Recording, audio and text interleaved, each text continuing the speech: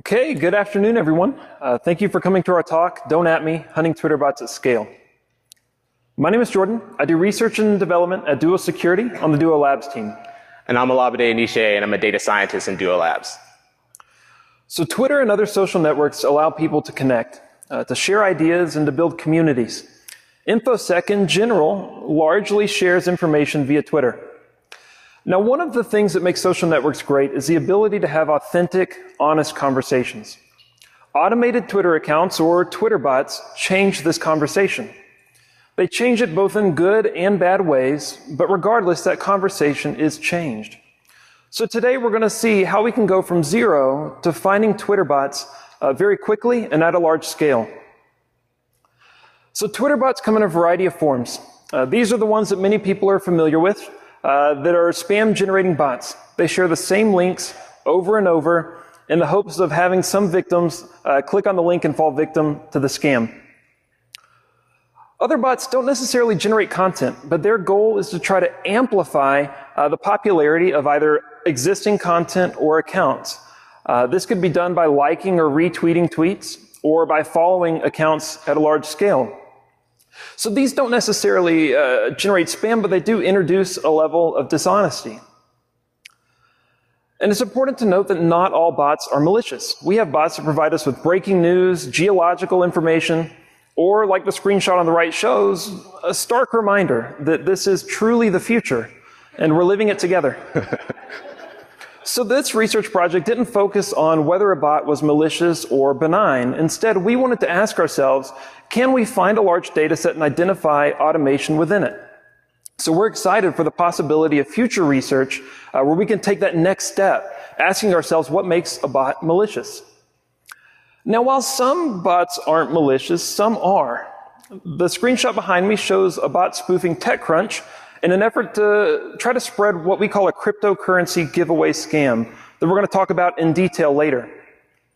Malicious bots aim to change the conversations that we're having, introducing dishonesty, spreading malicious content, and injecting themselves in the conversation to try to influence our discussions. Now, whenever it comes to hunting down bots, it's important to give credit where credit's due. There's an entire community of bot hunters already out there doing incredible work on finding bots and showing those results, and we've highlighted some people here today. So I'd encourage you, if you're looking for people to follow on Twitter, give these people a shout because they're doing really, really great work. Our goal today is to take that to the next step and to open up this research into a wider audience, you all. We're excited to be able to share our tools, techniques, and methodologies, showing how we can go from absolutely zero to gathering a data set and finding entire, not only Twitter bots, but botnets from those bots, and sharing that back with the community. We're firm believers that InfoSec is full of incredibly talented researchers who love taking on a hard problem. By researching Twitter bots, we're not only helping keep social networks healthy, it's simply a technically interesting problem to dig into. So we encourage everyone to take the research that we're producing today, build on it, improve on it, and really help take it to the next step. So whenever it comes to what we're going to talk about today, it's really divided into 2 or 3 parts. The first is that we want to gather a data set. This includes finding accounts, and then after we find accounts, we want to enrich that data set with content. This could be tweets that accounts are publishing, or the social networks for those accounts. Then we want to take a practical data science approach to build a classifier to try to identify bots within this large data set as accurately as possible. And finally, we're going to show how we can take a small number of bots and help tell the bigger story, using very straightforward techniques to try to map out connections and show how bots can be organized into entire botnets. So let's go ahead and get started. Now, whenever it comes to analyzing a data set, it really hinges on the data that you can gather. And so whenever it came to gathering our data set, we had 2 goals in mind. The first is that we wanted to play by the rules of Twitter's API. Twitter publishes an API, and we want our research to be reproducible both by academic and security researchers alike. This means that we used a single API key to gather all of our data. This also means that we're subject to the API rate limits in place from Twitter. This kind of leads us to our second goal, which is we still want to gather as large of a data set as possible, But since we're subjecting ourselves to the rate limits in place, we have to be as efficient as possible.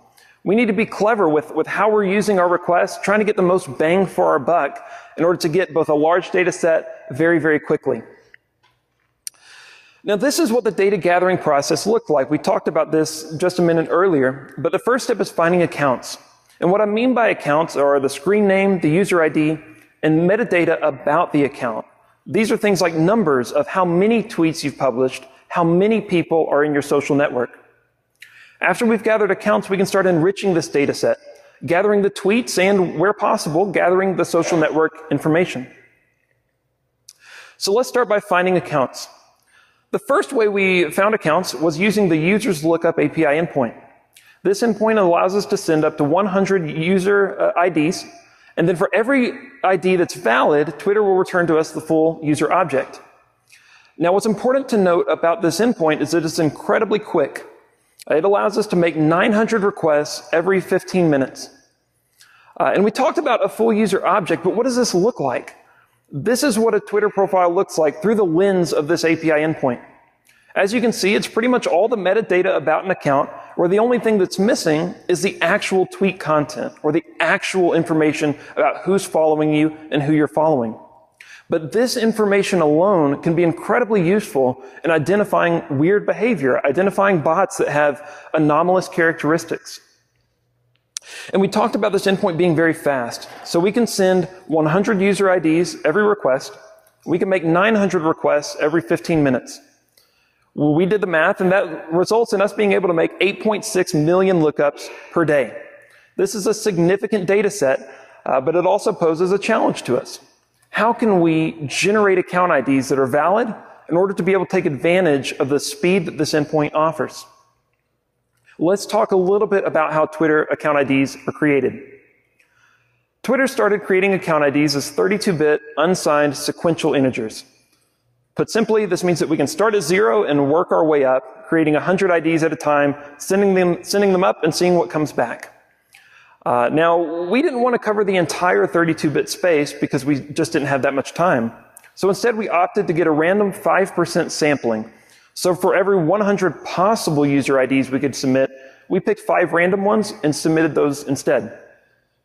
Now, it's important to note that this ID space isn't maxed out. Not every user has an ID, or not every user has the next ID in the chain.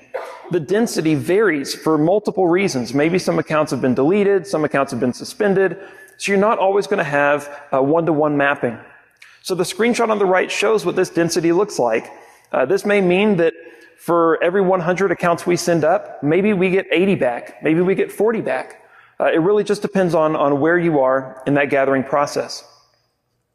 Now, some papers have covered this before. Some papers have shown the 32-bit unsigned sequential integers. But what they don't talk about is that it actually goes a little bit further. Now, to put in perspective where we are data gathering-wise, just that first technique alone, over the course of a month, let us gather 66 million accounts. We notice that this account ID space moves into that 33-bit space, past the original 32-bit max integer. So we actually observed accounts all the way up to about the 5 billion range, and these accounts were created all the way up through 2016. This gave us another 3 million accounts to add to our data set. But then things changed. Twitter started generating IDs with a system they called Snowflake. Snowflake operates as a cluster of workers that all have the same job, to generate unique IDs as quickly as possible. Now, it's important to note that this format for IDs began to be used for all of Twitter's objects. So the same ID format is used for accounts, tweets, direct messages, likes, you name it. This, along with other reasons that we'll talk about in just a moment, makes it hard for us to enumerate Twitter IDs the same way that we did earlier. But first, let's see what a Snowflake ID looks like. Snowflake IDs are 63-bit IDs, with an example being shown at the top. We've broken out this ID into a binary format so that we can talk about how the pieces are organized. The ID starts with a 41-bit timestamp. This timestamp is based on a custom starting time, a custom epoch, of November 4th, 2010. After the timestamp, you have a 10-bit worker number, or a worker ID. This is a unique identifier for the worker who generated this ID. Now, we want workers to be able to generate many IDs per second or per millisecond, so they've also added a 12-bit sequence number at the end. This is a rolling sequence number that resets every millisecond. So now we would have to guess all of these values in order to come up with a unique ID that's valid. This is difficult. We would have to guess a timestamp, a valid worker number, and then the valid sequence number for that particular timestamp. This is difficult. Trust us, we've tried. You'll find in the paper some approaches that didn't pan out, didn't go the way that we thought they would. So even if we did generate a valid ID, we don't know if that's a valid ID for an account, for a tweet, or for a direct message. It's hard to get that same level of data gathering. So we have to take a different approach. Instead, we can let tweets and, by extension, users come to us.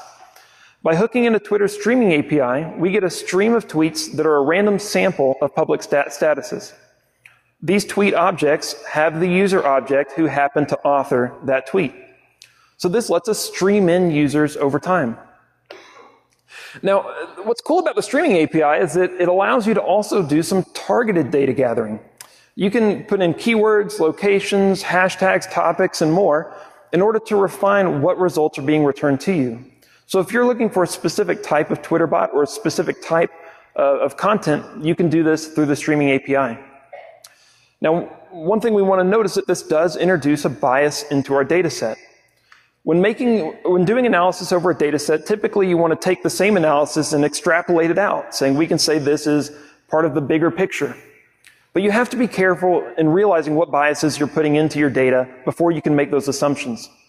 In this case, the bias that we're putting in is that we're introducing users who have tweeted recently. This doesn't necessarily change things in the short term, but it's something that we have to keep in mind when doing the analysis later on.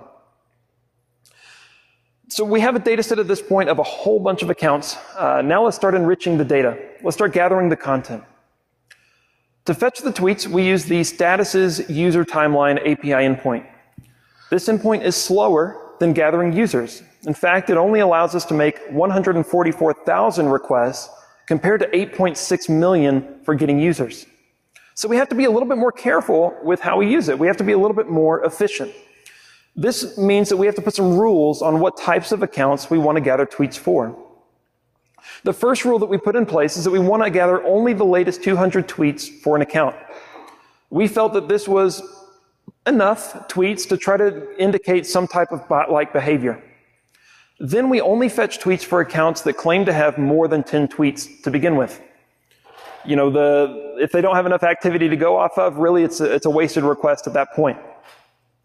And then we filtered on accounts that had English as their declared language. Part of our analysis is manual analysis. English is the language that Olabode and I are most familiar with, and so it allows that part of the analysis to be as accurate as possible. And finally, many of the tweets that we gathered were replies. They were responding to a previous tweet. Twitter doesn't give us these by default, so we have to go fetch them. We went out and gathered the original tweets because that relationship between the reply and the original content has some very interesting characteristics that can try to indicate some bot behavior.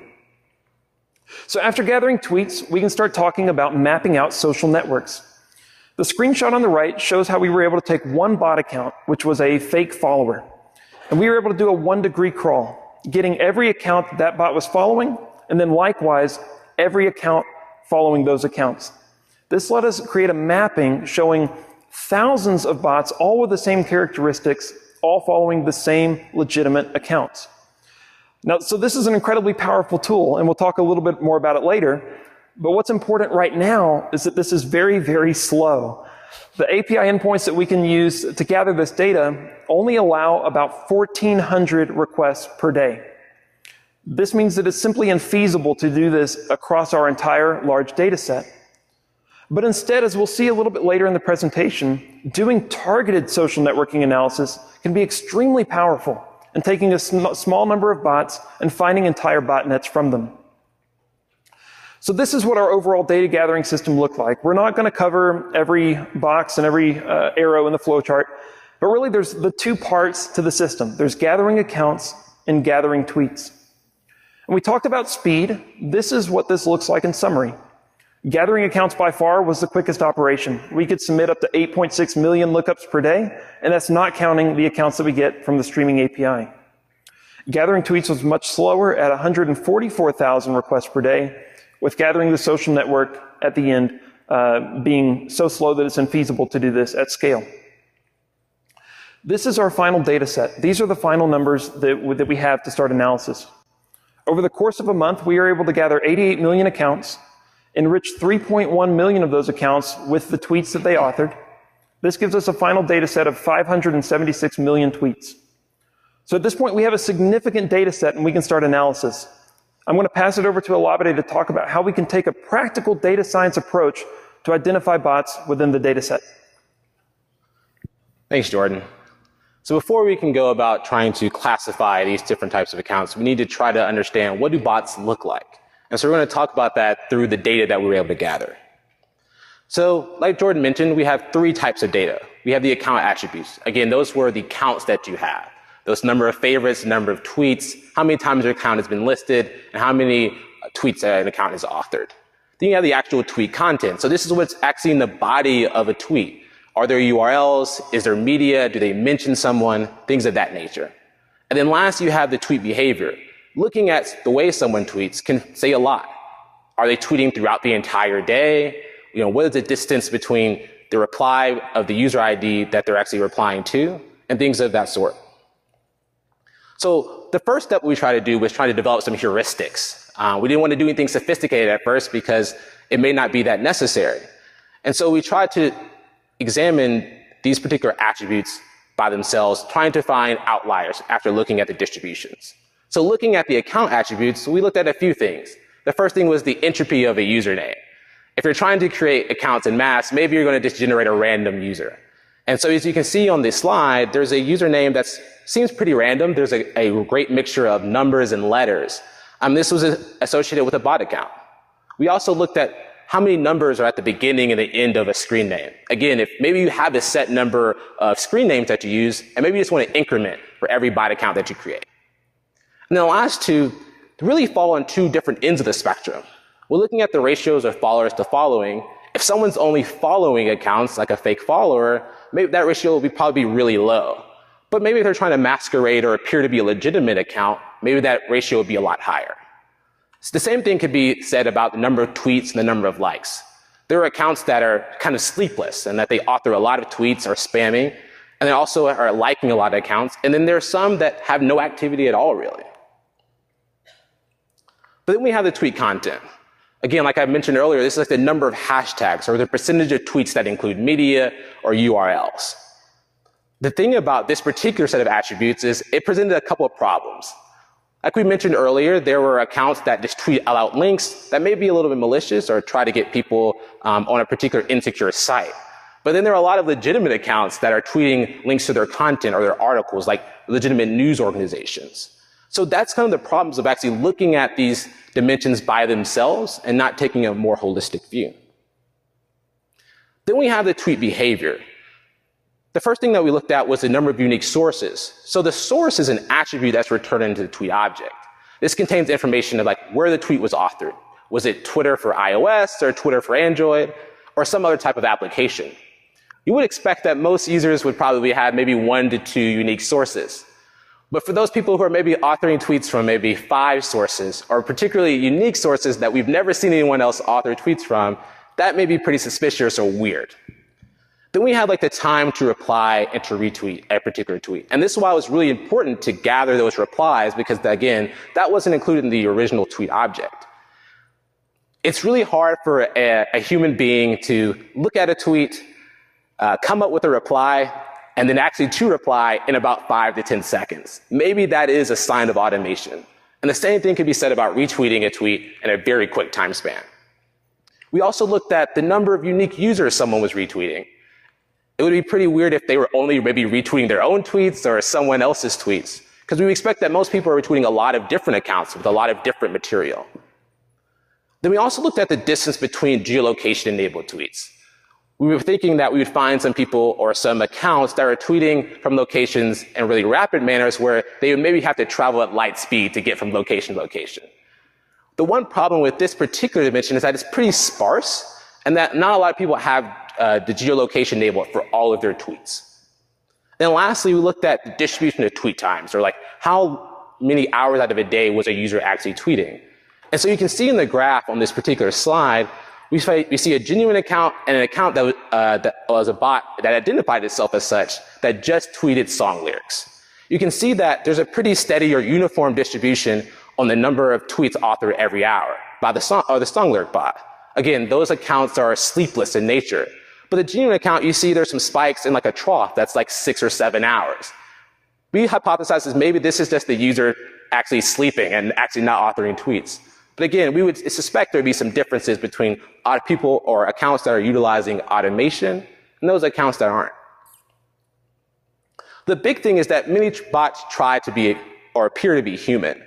And we really broke those down to 3 different types of bots. There's the spam bots that we talked about earlier, those that are just putting a lot of content onto Twitter's platform. They're spamming this text or media or links. Then we have the fake followers. These accounts are really trying to amplify the popularity of a particular account by increasing their ratio of followers to following. That gives a lot of air of legitimacy to an account. And then there's accounts that would be classified as amplification bots that try to increase the popularity of a particular tweet by liking or retweeting said tweet. So now that we've kind of talked about some of the different attributes that are associated with bots and the different types of them, what we want to do is actually look at all of those dimensions together, try to weight them appropriately and trying to find and identify bots. And this is really why we wanted to use machine learning to try to do this at scale. So I understand that we have limited time up here, and I can't explain the entire data science process or what it means to be maybe a machine learning engineer. But I think it's important to kind of level set, to bring everyone to the same level and kind of introduce some of the process and some of the terms that I'm going to have later in this presentation. So the first step usually in any data science project is to gather or acquire the data. Jordan led that part, and I consider that the pretty difficult part of the entire process. Then you want to build features. So like we talked about earlier, the identifying characteristics of those bots are going to be translated into our features that we're going to feed into our algorithm. Then we also want to split the data. And it's important that your data that you have and you're splitting, that you're going to train your model on, actually has labels. So can you have some type of certainty that that account is actually a bot account? And we'll talk about our data set in a couple slides. Then you want to evaluate different algorithms. There are many algorithms that can help you classify or do binary classification. And we chose a few. And then you want to test your model on unseen data. You want to see how well your model is going to generalize to data that your model hasn't been trained on. So now that we have the process, I'm going to introduce a few terms that I think will be helpful as well. So I've mentioned already we have models and algorithms. So the algorithms are really the math associated with trying to classify accounts. Those models are those trained algorithms that have been trained with some type of training data. We have 3 particular algorithms I'm going to explain a little bit further. The main thing I want you to remember is that these algorithms output a probability that an account is a bot. So it may be 51% or maybe 75%. That's the main thing that you want to take away. These particular algorithms, decision trees at first, use it like a if statement logic. So if this, then that. And they use that and maybe branch in different ways to try to classify accounts. Random forest builds on that by using a lot of decision trees. That number is configurable. And they branch in different ways to try to take advantage of those economies of scale. And then we have another algorithm called AdaBoost. It learns from weak classifiers like decision trees and then builds another model to learn from the mistakes that it was making to try to have a higher accuracy. The main important thing is that to try to evaluate or to understand how your model is performing, we have usually 2 particular metrics that are important in binary classification. We have precision, which is trying to understand of all the accounts that you labeled, in our case, as bot accounts, how many of them were actually bot accounts. And then we have recall, which is of all of the bots in your data set, how many did you predict? And last, we have cross-validation, which we're going to talk about a little bit further in a step-by-step process. But it's a process of trying to evaluate how your model performs by splitting the data in different ways to see what are the metrics like precision and recall. Now, for the data scientists or the ML engineers in the audience, I know I probably grossly oversimplified this entire process, but I just wanted to give everyone a brief overview. So this is the data set. So the data set that we actually trained our models on consisted of partly some data that was gathered by some USC researchers in a paper that was released back in 2016. Again, these are the labeled accounts that were labeled as genuine. They reached out to users and actually interacted with those accounts. And then accounts that were labeled as social spam bots, or just bots in general. But as we said earlier, we identified some bots that were associated with the cryptocurrency giveaway scam. So we were able to bolster our data set by adding those accounts too. So now I'm going to talk about how we end up doing some classification by looking at just the account features and also including that tweet data, that enriched data set. We're going to talk through how you go about finding the best model and also about how to go about identifying the most relevant or features that give you the most signal. So in order to find the best model, usually again, like you start with maybe a lot of models or algorithms. And again, those algorithms have different parameters that you can change. But again, we didn't do any of that. We just started with 5 algorithms, 3 that I mentioned earlier. After you do that, again, you split the data. So again, you want to see how if you shuffle the data, does your model perform differently? And what are the attributes of those particular accounts that did perform well on? And then again, we use those metrics that we talked about earlier. And that helps us evaluate or choose the best particular model to then predict on these unknown data sets. So this is accuracy. Again, we mentioned precision and recall, but accuracy is something that most of us understand pretty well. As you can see, the 3 particular algorithms that I talked about earlier perform very well, above 95%, really in most cases 98%. The model that performed the best was the random forest model that I mentioned earlier as well. As you can see, it was still pretty close to AdaBoost, but on the other metrics that we tried to evaluate these algorithms, random forest was far above the best. So these are some of the other metrics that we had, again, associated with precision and recall for this random forest model. We saw that our model had 99% precision and 97% recall. So it was doing really, really well. But we want to underscore that classification is really hard. I'm going to talk a little bit more about that, especially in the concept of doing this analysis on this Twitter data set. What we want to stress is there are a lot of unknowns. We don't know the true percentage of bot accounts that are actually on Twitter's platform, and that makes some of the analysis really hard, especially something associated with calibration. So I'm going to take some time to explain that. So calibration, like I told you, each model outputs a probability that an account is actually a bot. So if I say that an account has a 75% probability of being a bot, we would hope that 75% of accounts associated with that probability would actually be bots and 25% wouldn't be. Now, calibration is not always important with doing classification, but it does go into actually, if you're wanting to make a decision or action on whether you want to block or maybe restrict an account, that would be pretty important. The next thing we want to talk about is we in our data set only have 2 types of bot accounts. There are many other types of automation on Twitter's platform that we didn't have. So it would be particularly hard to generalize our results because we might be missing bots that are in our data set. And then last, we don't have the optimal thresholds. So our models, when trained, use 0.5 as the barrier of whether an account is a bot or not. So again, if an account has a 51% probability of being a bot, we label it as a bot account. And if it was 49%, we would label it as a genuine account. Now, it's hard to understand if that is the optimal threshold in order to make prediction. And this would definitely skew our results if that percentage is not actually the percent or proportion or makeup in our unknown data set. So I want you to kind of keep in mind some of these problems associated with classification, trying to understand how difficult it can be.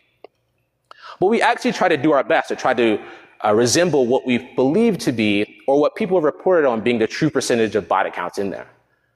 Those same USC researchers talked about maybe the percentage being between 10 and 15, maybe at those are at the lower ends. But we wanted to try to mimic those data, that particular proportion, and put that into our data set and see how our classifier actually performed. So as you can see, those percentages are a bit lower than the 99% precision that we had earlier. We have 92% precision when only 10% of accounts are actually bot accounts. And that rises to 94 when we're estimating that 15% of accounts are actually bots in our data set. Now, people are probably wondering, what is the number associated with the accounts that we actually gathered with 88 million accounts just utilizing the account attributes? So our classifier, using again that 0.5 or the 50% probability threshold, found that 32% of accounts were more likely to be bots than not, but only 1% had that over 90% probability. A lot of the accounts had a probability that was in the middle, that between 0.4 and 0.6. So So it's possible that those accounts, some that were classified as genuine accounts, could have been actual bot accounts, and those that were actually labeled as bot accounts could have been genuine accounts. So that's just one thing to keep in mind. And here's like the makeup, or some of the attributes that we looked at, and what was the makeup of those accounts that were more likely to be bots and ones that weren't. So when really just examining the ratio of followers to friends, those accounts that were least likely to be bots had a higher ratio. And just to drive this home, all of the accounts that were verified in our particular unknown data set, this unlabeled, were all in the non-bots or genuine accounts. So this is why this particular number would be skewed and be higher. When it came to screen name entropy, we didn't really see any differences, especially not any statistically significant differences between those accounts in the top 20% and the bottom 20%. However, when we looked at those accounts when we looked at the numbers at the beginning and the end of the screen name, we did see some pretty unique differences between those accounts that were labeled as bots and not. But also we saw that our classifier was actually saying that accounts that were more active, that were tweeting or liking tweets more often, were more likely to be genuine.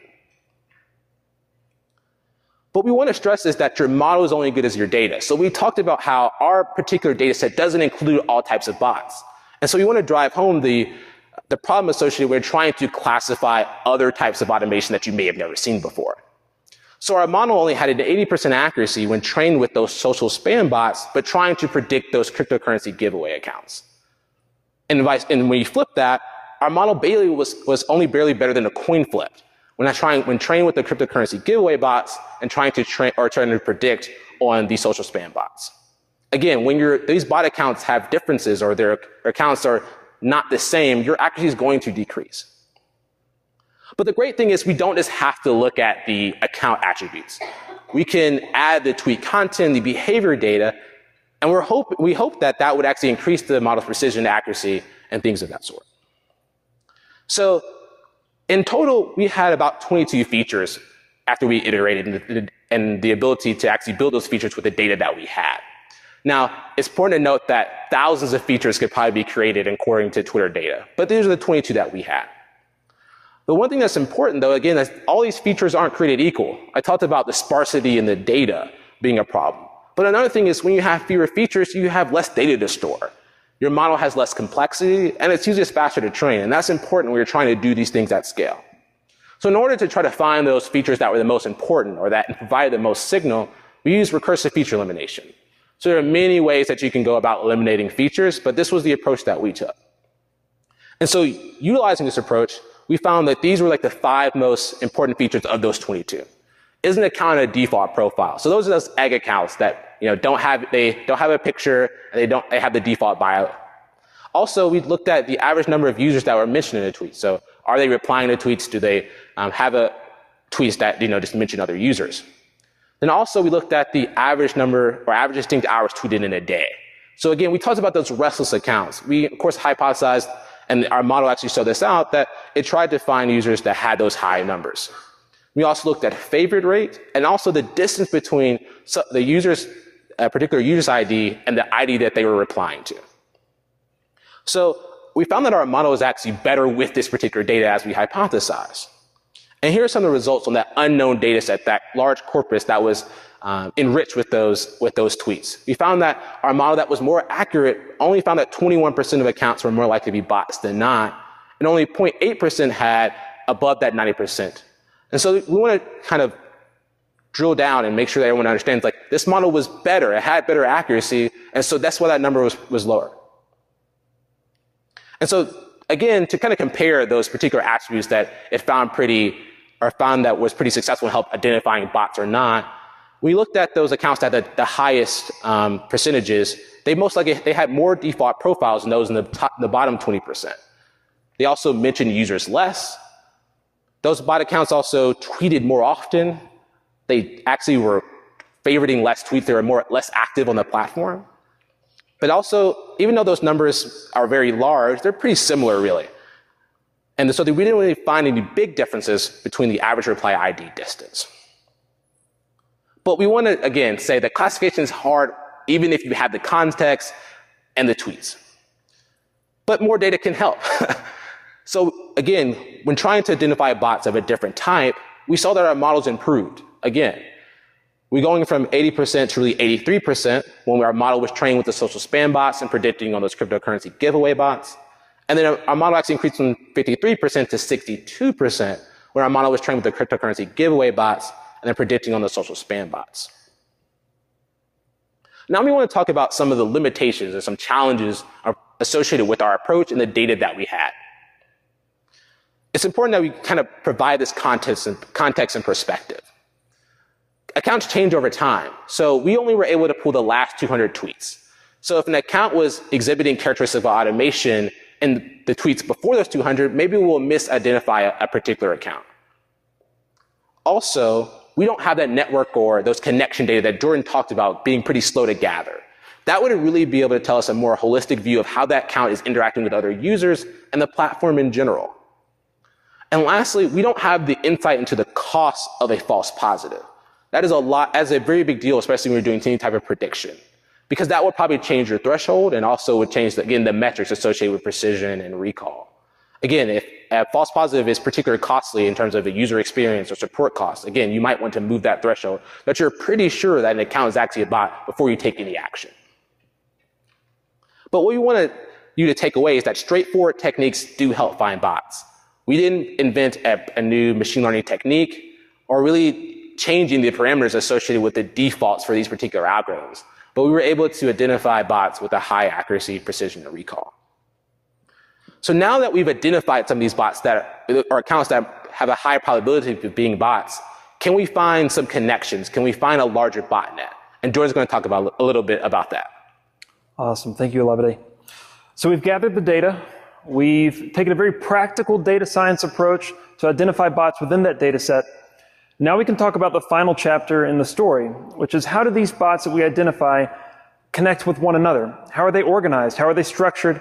And how do they work together to share a common goal? During the course of our research, we identified accounts that looked like this. Many of you may have seen an account like this. Some of you may have been spoofed by an account that looks like this. These bots were spreading what we call a cryptocurrency giveaway scam. The premise of the scam is very simple. They'll take a legitimate account, starting with legitimate cryptocurrency accounts like Bitcoin.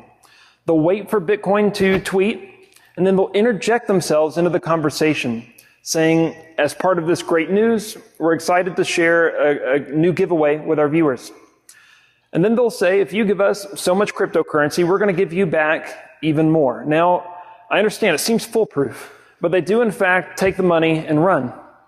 Now, what makes these bots so effective is that they spoof the legitimate account. They copy the profile picture, they copy the name, and they try to make it seem as if they're legitimate. We wanted to ask ourselves, how can we see the links between these bots? How are they structured? How are they operating?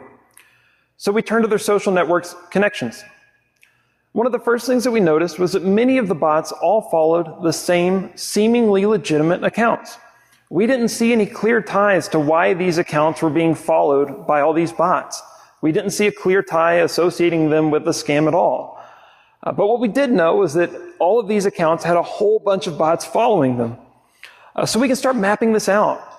We can say, let's start with a small number of bots, figure out who they're following. For every account they're following, let's find more bots and just start working our way through. For every new bot we find, we expand our network. Running this recursive crawl gave us two clusters that we wanted to point out today. The first cluster is that hub and spoke structure that we talked about just a little while ago.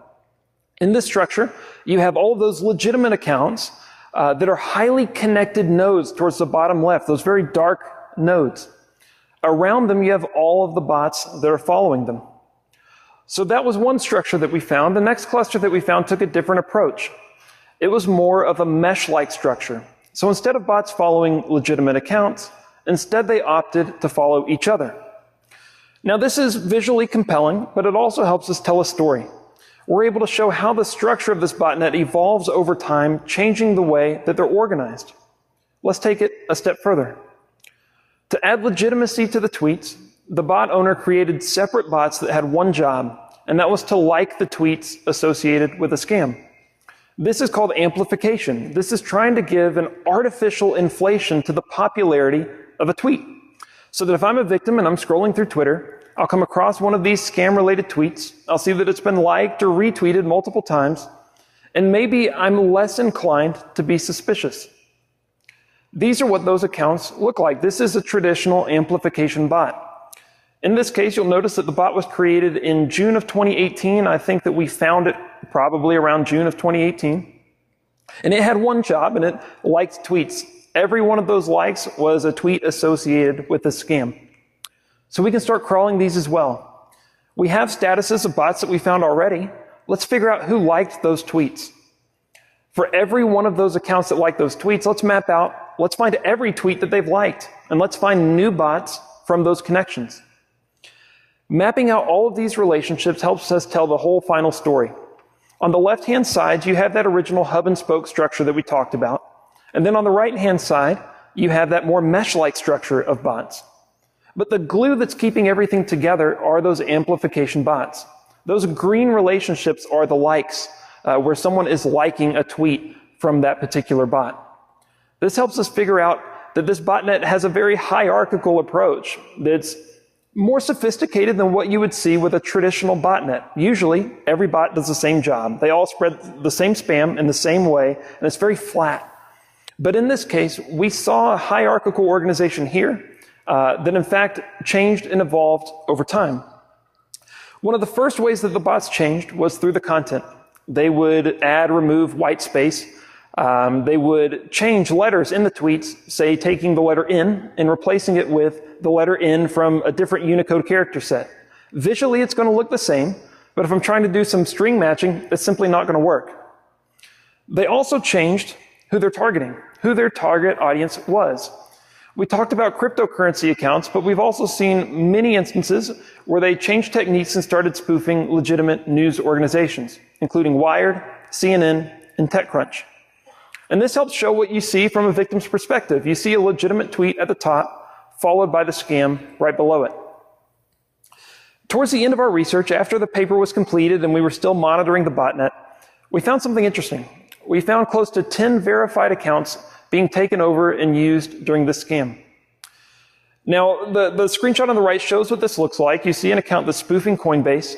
And while we've blurred out part of the screen name, because it is an innocent account, you can see just from the first couple letters that screen name is not Coinbase. But since it's a verified account, it adds an air of legitimacy to the scam, where if they're replying and interjecting themselves into a conversation, it's going to be more difficult for me as a potential victim to be able to tell the scam apart from a legitimate conversation. To really illustrate this point, this is what it looks like in a conversation. You have legitimate Elon Musk account at the top replying to a user on Twitter. Immediately below it, you have a verified account that's been taken over, uses Elon's profile picture, changes his name, and spreads the spam. Now, in this case, as a potential victim, I really only have a couple things to go off of. I mean, the verified check mark is there, but the screen name is different, so maybe I could catch that. And the S in Musk has been changed to a different character set that's a Unicode equivalent. It's kind of hard to tell from back there, right? Imagine if you're just scrolling through Twitter, trying to have conversations, trying to see what people are doing, you would see that this seems legitimate. It's easy to fall victim to it. And finally, at the very bottom, you still see the same amplification that we talked about earlier with the likes and the retweets. Now, after we finished the research and we published the results just yesterday, a couple days ago, we had some people commenting about it and helping kind of get the word out, which was always exciting from a researcher's perspective. In this case, someone was sharing the research, and then they actually had a bot that was spoofing their account, spreading the same scam, respond to that tweet, trying to, yet again, spread the scam. So a little bit of irony at the end of the project. So we've shown how straightforward techniques can really allow us to follow a thread, unraveling an entire botnet. This is an application of targeted social networking mapping. It's nothing more than that allows us to take a small number of bots and tell a bigger story. Now, we believe in honest and transparent research. That's the core of what we do. And so at this point, we shared everything with Twitter, giving them our findings, our methodology, and gave them access to our data set. We had a very healthy conversation with Twitter. We enjoyed being able to share our work with them. And we're excited about the different things that they have coming out that they've published in blogs just here in recent months. they shared with us this statement. Twitter is aware of this form of manipulation and is proactively implementing a number of detections to prevent these types of accounts from engaging with others in a deceptive manner. Spam and certain forms of automation are against Twitter's rules. In many cases, spammy content is hidden on Twitter on the basis of automated detections. When spammy content is hidden on Twitter from areas like search and conversations, that may not affect its availability via the API. This means certain types of spam may be visible via Twitter's API, even if it's not visible on Twitter itself. Less than 5% of Twitter accounts are spam-related. Now, we're excited to continue this conversation, exploring not only new areas of this research, but also exploring what is that relationship between what's exposed via the API and what's exposed via the UI. But we also want to give back to you, to the community. And this is why, as part of this project, we're open sourcing the code that we wrote to do this research. This includes the data gathering system, the code that we use to build the features, an example showing how those features can be used to create a model to identify Twitter bots. We're also sharing our paper. This paper includes the full methodology of how we did this research project and all the findings associated with it. And in summary, large Twitter data sets can be gathered very quickly and very efficiently if you're efficient with how you use the API requests that you're given. Then you can take this data set and you can apply a very practical data science approach to accurately find bots within this data set. Then you can take these bots and you can start unraveling entire botnets, figuring out how they're organized, how they're structured, and how they work together. And it's easy to stand on stage and say this is the conclusion of the research, there's nothing else to explore. We're taking the complete opposite approach. We're excited to be able to open this up to the community, lowering that barrier to entry to start hunting down Twitter bots. By working together as a community, we're excited to see how people build, improve, and find new ways to identify bots at a large scale. By working together, we can create healthy social networks that allow us to share ideas, connect with one another, and build really healthy communities. Thank you.